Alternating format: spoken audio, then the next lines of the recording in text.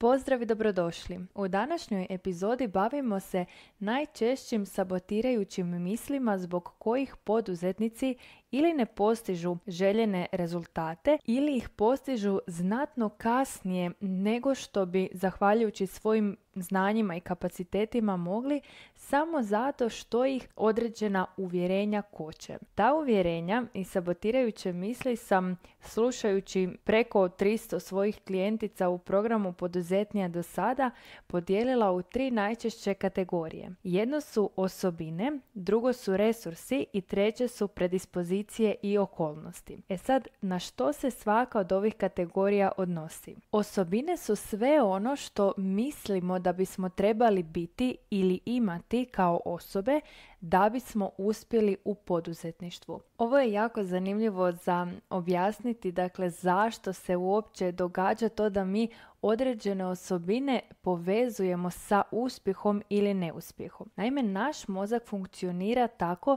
da kategorizira određene stvari. On to radi zato što mu je važno uštedjeti energiju i olakšati si neke stvari i onda jednostavno povezuje različite stvari i kao da ih slaže u nekakve mape. I onda kada vidimo neku uspješnu osobu koja ima neku crtu ličnosti, onda mi jednostavno udružimo tu crtu ličnosti sa uspjehom i tako pogrešno pretpostavimo da je ta crta ličnosti potrebna da bismo uspjeli u poduzetništvu. Jedan od najčešćih primjera je ekstrovertiranost. Pretpostavljamo da ekstroverti bolje prolaze u biznisu samo zato što su negdje otvoreni za komunikaciju, lakše će prići nepoznatoj osobi, lakše će komunicirati pred većim brojem nepoznatih osoba i slično tome. Cijelu jednu epizodu o tome mogu li introverti uspjeti u poduzetništvu sam snimila u jednoj od prijašnjih epizoda, tako da je možeš potražiti u bazi, a ovdje bih se kratko osvrnula na još neke druge osobine. Osim ekstrovertiranosti, nešto što će veliki broj ljudi povezati sa uspjehom je samopouzdanje. Ali ono što je važno da razumijemo je da samopouzdanje nije nekakva crta ličnosti sa kojom se mi rodimo ili ne rodimo, ili smo tome skloni ili manje skloni, već je samopouzdanje nešto što se gradi. I dok su ljudi vrlo skloni tome da urođenim karakteristikama pripisuju neke svoje rezultate u životu,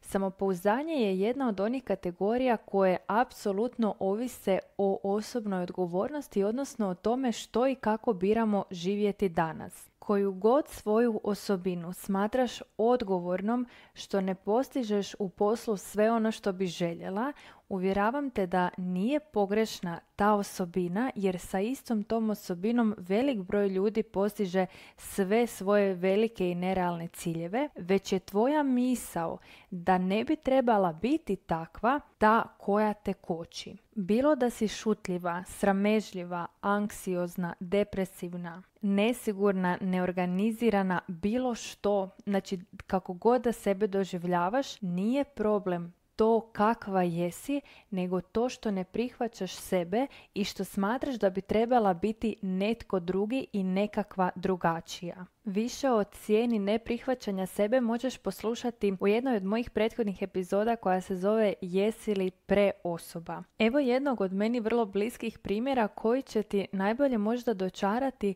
što to znači da nas ne košta to kakvi jesmo, nego nas košta ako to ne znamo prihvatiti i iskoristiti. Primjerice, moj partner i ja smo po mnogo čemu slični, ali kada je u pitanju komunikacija s drugim ljudima imamo neke velike razlike, pogotovo kada je u pitanju posao. Ja sam osoba koja na nekakvim eventima na koje idem, kao što su poduzetnički meetupovi, nisam sklona prilaženju nepoznatim osobama i upoznavanju. To znači da ukoliko neka osoba koju poznajem, ajmo reći da je to moj partner, dovede neku treću nepoznatu osobu, ja neću imati problema da ju upoznam, da se povežemo, da uđemo dublje u neke teme, ali ono što vrlo vjerojatno neću napraviti je da sama pristupim toj osobi i započnem neki razgovor. Kada ja to ne bih kod sebe prihvaćala, ja bi vrlo vjerojatno pratila što i kako se ponaša moj partner koji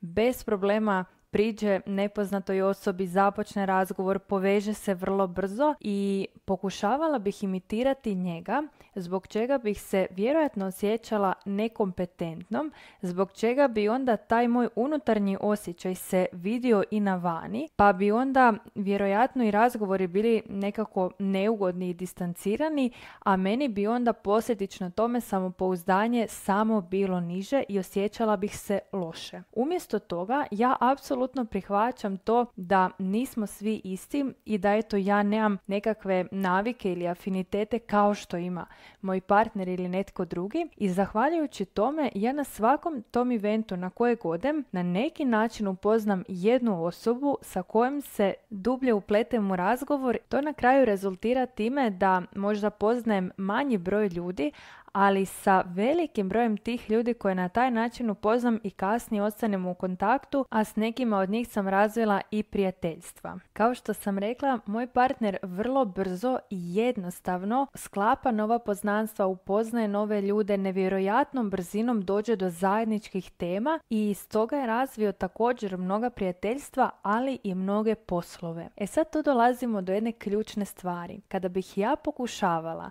postići poslovni uspjeh imitirajući njega i to kakav je on, ja bih vjerojatno bila katastrofa u poslu, zato što to nije nešto što meni prirodno leži. Umjesto toga, on razvija svoju poslovnu mrežu na način koji njemu najbolje odgovara, u kojem je on najbolji, a ja to gradim na jedan sasvim drugačiji način u skladu sa sobom. Dakle, pitanje uspjeha nije pitanje kakva si ti i koje osobine imaš, već koliko dobro poznaješ sebe i koliko duboko prihvaćaš to što jesi, tko jesi i kakva jesi. Jedan od primjera su i moje klijentice iz programa Samopouzdanija koje su nakon sudjelovanja u programu doživjele velike skokove u poslovnom razvoju, u poslovnom smislu i pritom ne mislim u poduzetništvu jer velik broj njih nisu poduzetnice nego su zaposlenice, rade negdje za nekoga, ali su poznavajući sebe, stjecajući samopouzdanje, prihvaćajući to kakve jesu i što jesu, počele napokon koristiti te resurse koje nose i te prednosti i vrline koje imaju i posljedično tome su počele imati i bolje rezultate. Dakle, mi u tom programu ne učimo o poduzetništvu, za to je drugi program, ali jednostavno dovoljno je bilo to da one upoznaju i prihvate sebe da bi se onda i u njihovom poslovnom životu dogodio rast. Druga kategorija tih sabotirajućih misli jesu resursi, dakle novac i vrijeme. Kada kažem novac i vrijeme, onda najčešće mislim na to da ljudi kažu nemam dovoljno vremena da razvijam svoj posao zato što radim paralelno posao na kojem sam trenutno ili nemam početni kapital, nemam dovoljno novca da bih odmah dala otkaz i uložila vrijeme i novac u razvoj svog posla. I kada pričamo o ovoj kategoriji, onda se ljudima najmanje čini da je to sabotirajuća misao, a nekako imaju snažan taj doživljaj da je to jednostavno činjenica. Kao nije moja subjektivna i sabotirajuća misao da ja nemam dovoljno vremena i novca, nego je to činjenično stanje. I ono što mi je važno nekako razlučiti je da to istovremeno može biti činjenično trenutno stanje, ali da unatoč tome neki ljudi su razvili vrhunske, vrlo profitabilne poslove u istim tim okolnostima. Poznajem jako puno poduzetnika koji su u vrijeme prethodne krize, tamo 2008. 2009.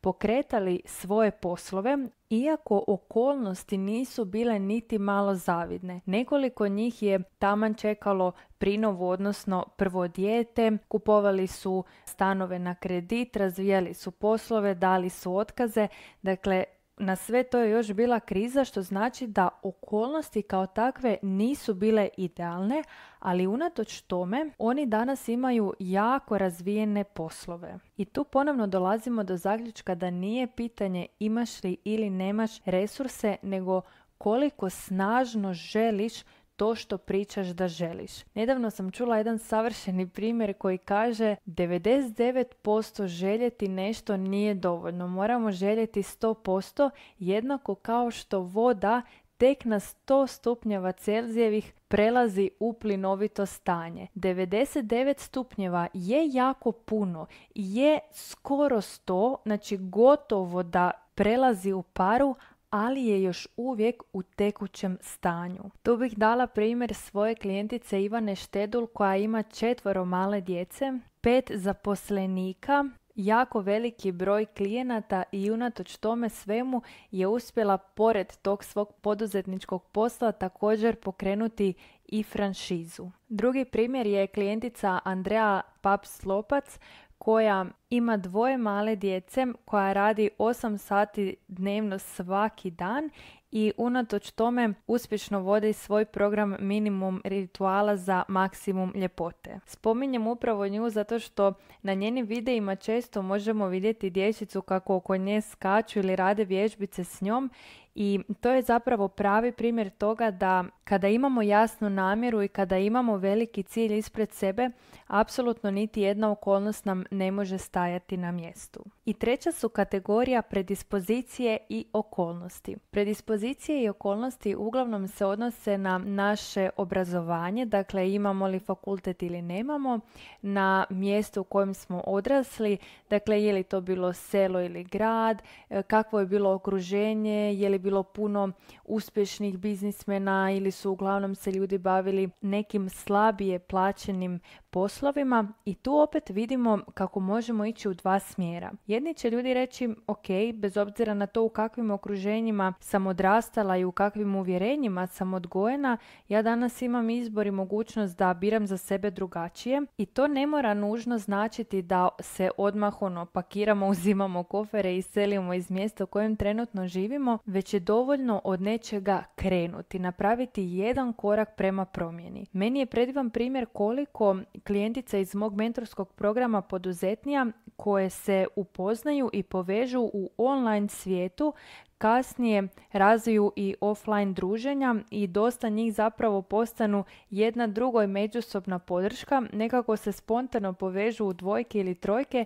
i tu jedna drugoj postanu i podrška i motivacija i accountability friend, zbog čega onda dobivaju dodatnu nekakvu potporu, ali i snažnije okruženje. Iako često volim davati ili primjere iz svog života ili primjere iz života svojih klijentica, zato što vjerujem da ti je to nešto što ti je najbliskije i sa čime se najviše možeš povezati. Za ovu epizodu sam pripremila i neka svjetski vrlo poznata i uspješna imena gdje su okolnosti u kojima su ljudi gradili svoje poslove bile sve samo nesavršene, ali unatoč tome sigurna sam da ćeš barem 80% imena koja ću izgovoriti znati. Koliko god vjerujem da je inače puno lakše povjerovati da je nešto moguće i za nas, ako vidimo da je to moguće za nekoga iz naše regije tko je odrastao u vrlo sličnoj i kulturi i socioekonomskom stanju i društvu i školovanju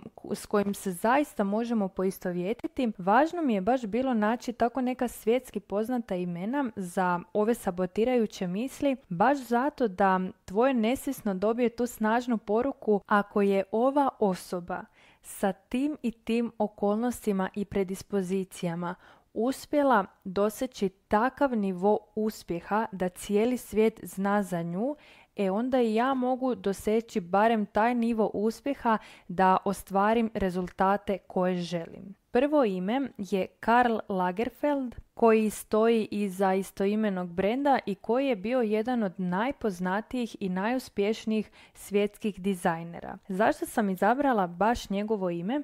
Zato što je on u svijetu mode bio poznat kao izrazito kontroverzna osoba koja se ni po čemu ne uklapa u nekakve standarde.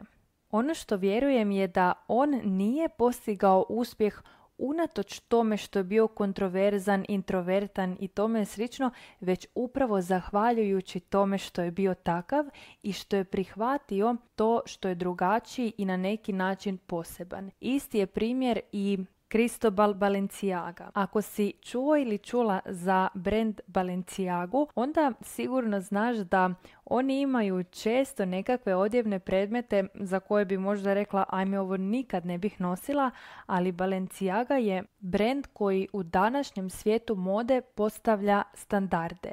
Zašto upravo oni postavljaju standarde? Zato što promjene, bilo to u poduzetništvu, bilo u pomagačkoj profesiji ili u modnoj industriji, nikada neće postavljati oni koji se pokoravaju pravilima, koji se ukalupljuju nekakve standarde koji su opće prihvaćeni, koji rade samo onako kako su drugi rekli i napravili. Nego će uvijek ti pokretači promjena biti upravo one osobe koje dovoljno vjeruju u sebe i koje dovoljno prihvaćaju sebe da se izlože čak i onda kada time riskiraju i da budu neprihvaćeni, i da budu neshvaćeni, i da budu kritizirani, i baš zato što preuzimaju veliki rizik, na kraju i dobivaju najveće nagrade. Drugi primjer svjetski poznatog biznismena i investitora, drugo svjetski poznato i uspješno ime koje nam govori o tome da naša osobnost nije nešto što nam priječi uspjeh, je Elon Musk. Elon Musk je ime koje se nalazi na vrlo visokom mjestu na Forbesovoj listi 500 najbogatijih osoba na svijetu. Poznat je po tome što je izvršni direktor Tesle, ali pored toga je, ili je barem bio, suosnivač nekih od najvećih i najpoznatijih svjetskih kompanija, čak i PayPala. A ono što je zanimljivo za njegovu ličnost je da on ima Aspergerov sindrom. Zašto kažem da je to zanimljivo? Zato što bilo koji sindrom, poremećaj ili kako god da nazovemo različita stanja, psihofizička, mentalna i tome slično, su mnogim ljudima nešto što koriste kao opravdanje za neuspjeh. Ja bih voljela nešto, ali ovaj poremećaj ili ovaj sindrom me onemogućavaju u tome. I baš zato je Elon Musk savršen primjer osobe koja je toliko puno postigla unatoč tome što njegovo neko ponašanje je tamo negdje u nekoj knjizi opisano na određeni način. Ovo me podsjetilo na primjer jednog umjetnika koji se upravo proslavio time što je organizirao izložbe na kojima je prikazivao razlike između svojih radova kada bi njegov šizoidni poremećaj bio u remisiji i s druge strane kada bi bio aktivan. Nažalost, ne mogu se sjetiti imena tog umjetnika. Taj primjer sam čula kad smo na fakultetu bili na vježbama na klinici za psihijatriju, ali mi je zaista ostao onako upečatljiv jer ta osoba vrlo vjerojatno nikada ne bi bila toliko uspješna da nije upravo taj svoj poremećaj iskoristila za sebe umjesto protiv sebe. Ovi primjeri su se nadovezivali na prvu kategoriju sabotirajućih misli koja se odnosi na osobine koje imamo ili nemamo, a iduća imena će odgovarati na pitanje što kada nemamo vremena ili resursa za pokretanje svog posla. Prvo ime tvrtke koja je doslovno nastala iz ničega i postigla svjetski prepoznatljive rezultate je tvrtka Foreo, iza koje stoji Filip Serdić koji je porijeklom iz Bosne. Tvrtka Foreo nije imala nikakve velike financijske resurse, dapače oni su se razvili iz start-upa, a za start-upove je poprilično poznato da nemaju nekakve velike investicijske fondove, barem ne dovoljne da bi postigli uspjeh svjetskih razmjera kakav postiže Foreo. A drugi razlog zašto spominjem upravo Foreo je činjenica da su oni u samo 6 godina svog poslovanja došli na popis 10 najpopularnijih brendova u kozmetičkoj industriji na cijelome svijetu. I ovo mi je baš jako važno istaknuti zato što kod svojih klijentica u programu Poduzetnija nešto što vrlo često čujem je ja sam tek počela pa je moj cilj X. Dakle, s time što su određeni vremenski period u poduzetništvu, one povezuju to što je moguće ili što nije moguće za njih. Često navodim svoj primjer gdje sam ja izgradila profitabilan i skalabilan posao u 10 mjeseci i razlog tome nisu bili niti idealni resursi, niti idealne okolnosti, niti bilo što slično tome, već samo to što ja nisam imala to uvjerenje da ja moram biti ovdje 10 godina ili 5 godina ili ne znam koliko da bih postigla taj rezultat. Foreo je milijardu puta bolji još primjer zato što je on postigao top 10 na cijelome svijetu. Ono što je važno da razumijemo je da su njemu konkurenti ljudi i kompanije koji imaju nevjerojatne novce, koji su na tržištu nevjerojatno puno. Primjerice, na tom popisu od tih 10 najpopularnijih brendova se nalazilo L'Oreal koji je, mislim, bio tamo negdje 1900 i neke godine osnovan. Dakle, on se natječe u toj utrci od 1900 i neke, tamo početak 20. stoljeća, a Foreo samo 6 godina i oni su došli na isti popis. Zašto je Foreo to uspio? Zato što je od početka razmišljao na veliko. Dakle, od početka su razmišljali kao veliki biznismeni, a ne kao mali početnici. I to je razlog, naravno uz sve druge akcije koje su radili, zašto su tako brzo postigli uspjeh svjetskih razmjera. Drugi primjer osobe koja je u nevjerojatno malo vremena izgradila nevjerojatno veliki uspjeh je Tory Burch. Ona je dizajnerica koja je uspjela u samo 8 mjeseci kreirati svoju prvu kolekciju, a prodala ju je doslovno u prvom danu otkako ju je stavila na prodaju. Ja moram biti iskrena i reći da ja prije godinu i nešto uopće nisam znala tko je Tory Burch, ali sam tražila svoju prvu veliku i skupu torbu koju sam si poželjela pokloniti zato što sam se htjela nagraditi nakon nekog velikog poslovnog rezultata sa nečime što sam ranije mislila da nikada sebi ne bih kupila. Dakle,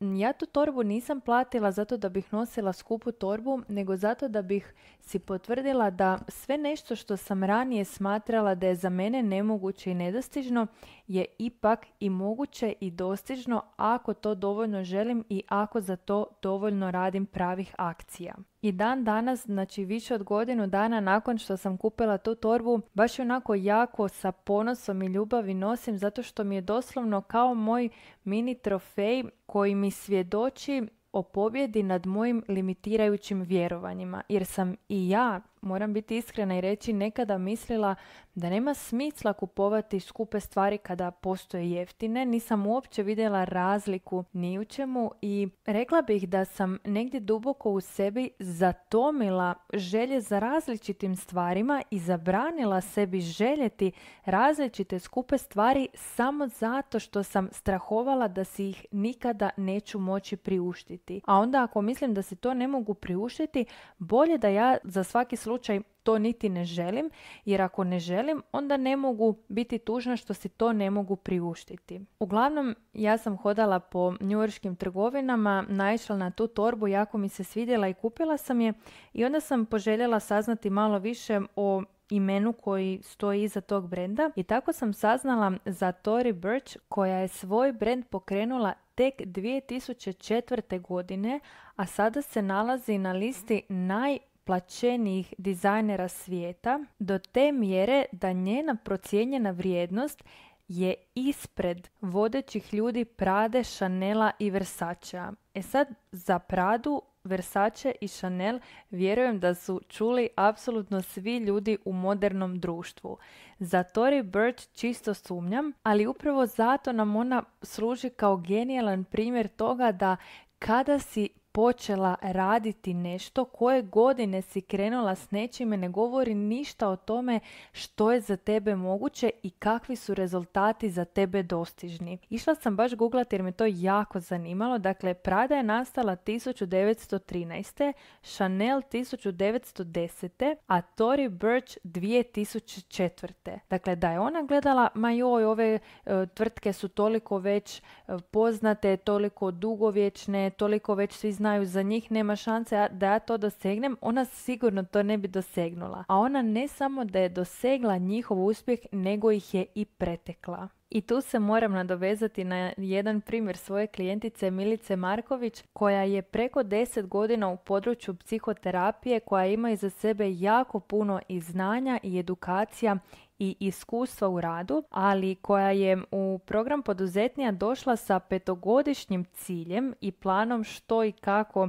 će ona zaraditi i pokrenuti u svom poslovanju, a onda kada smo malo iščačkali to njeno 5-godišnje, smo zapravo došli do toga da apsolutno ne postoji razlog zbog kojeg ona ciljeve koje je definirala sebi za 5 godina ne bi ostvarila unutar te godine. Dakle, ona je imala iste kapacitete, ista znanja, iste vještine i sposobnosti prije tog programa i nakon njega. Nisu se okolnosti promijenile, ali njeno uvjerenje da ona to ipak može ostvariti u godinu dana je ono što joj je pomogla da to zaista i ostvari i da na taj način sačuva svoje 4 godine života da radi nešto još bolje, drugačije i veće zato što si je toliko skratila put. E sad kada pričamo o vremenu, onda iduća asocijacija koja mi se javlja jesu neke od mojih klijentica koje prođu tamo negdje 45. godinu i koje onda misle